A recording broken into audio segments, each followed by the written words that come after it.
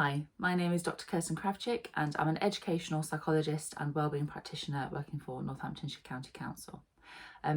This is the third video in a series of 4 on emotion coaching, and if you haven't watched video 1 and 2, then I'd recommend you go back and watch those videos first. So today we're going to talk about step 3 of emotion coaching, which is limit setting. And this is a stage that isn't always necessary when we're talking to our children and young people about their big feelings, but sometimes it is. The instances where you won't need this is, for example, if a child's been really sad about something and hasn't engaged in any acts of misbehaviour. They've just been really upset and needed lots of support and compassion. That will be provided in step 1 and 2. However, if your child has engaged in some acts of misbehaviour, then they will require some limit setting or some boundary setting, and that's where this happens. Now, Daniel Siegel, a psychologist in America, talks about connection before correction. So it's really important that limit setting comes a little bit later in the process. Certainly, I know for myself, if I'm overwhelmed about something, I'm not going to do very well if someone starts talking to me straight away about all the other things that I've done wrong as well. I'll need someone to be attuned, connected, supportive and understanding in the first instance, and then I'm more likely to be able to listen to when they're telling me the things that perhaps I shouldn't have done.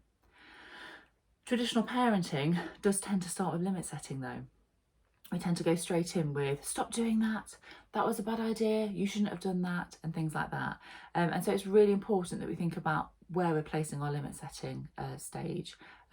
Usually it's not very well placed at the very beginning of an act of misbehaviour. Far better to calm the child down so that they're more able to listen to you later.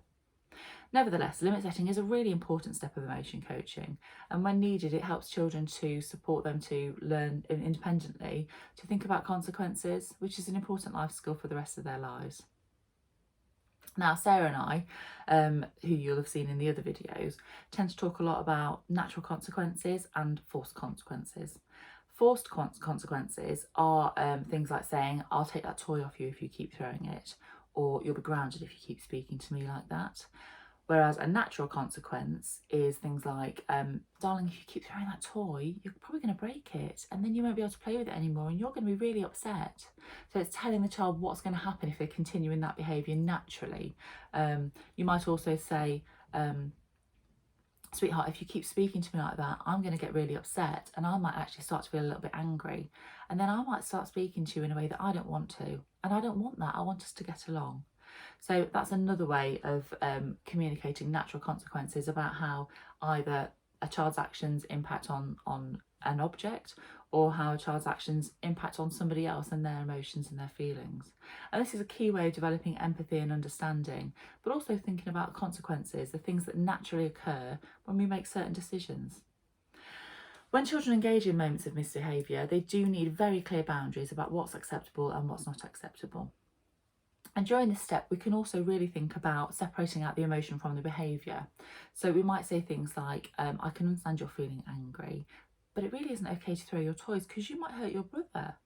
Or you might say, I understand that you're feeling frustrated that I've turned off the Wi-Fi, but these are our house rules and it's not okay to speak to me in that way.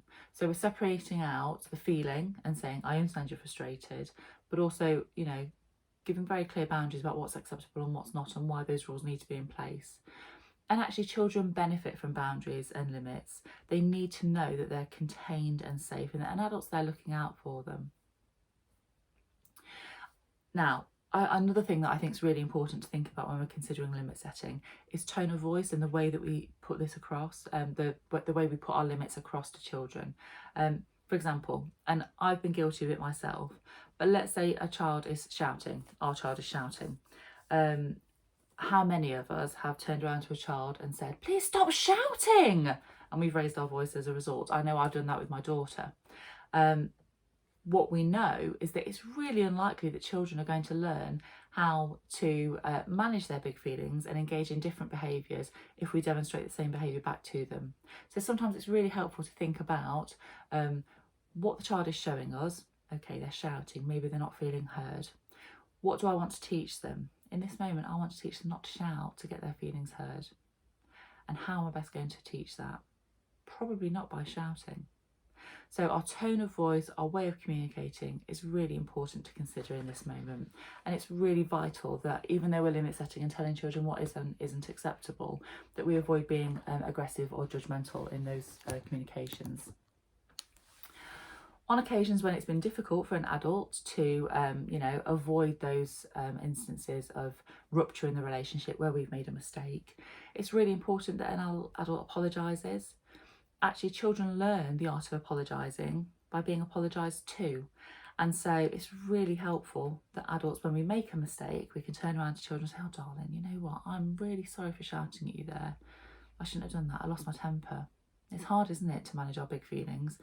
And sometimes we do. We shout at each other. I'm really sorry, and I'll try not to do that again. And the reality is that the truth that we want our children to learn is that no one's perfect. If they don't learn that lesson and then they strive for perfection through their lives, actually they're going to come up with failings. So they need to know that actually it's okay not to be perfect. It's okay to make mistakes. And when I do make mistakes, I can apologise for them and move on. It's also important that they learn that there are boundaries that they shouldn't be trying to push past. And on the occasions that they do, they repair that rupture in the relationship. Striving for perfection simply isn't attainable for any of us, is it? So it's okay for us to give that message to children as well. We also need to try our best and then make those necessary repairs to the relationship when we do get it wrong.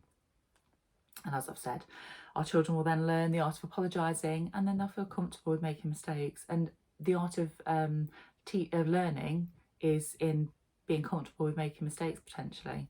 You need to be okay with the idea of getting things wrong in order to try out new ways of being and new ways of doing things, and that's part of learning.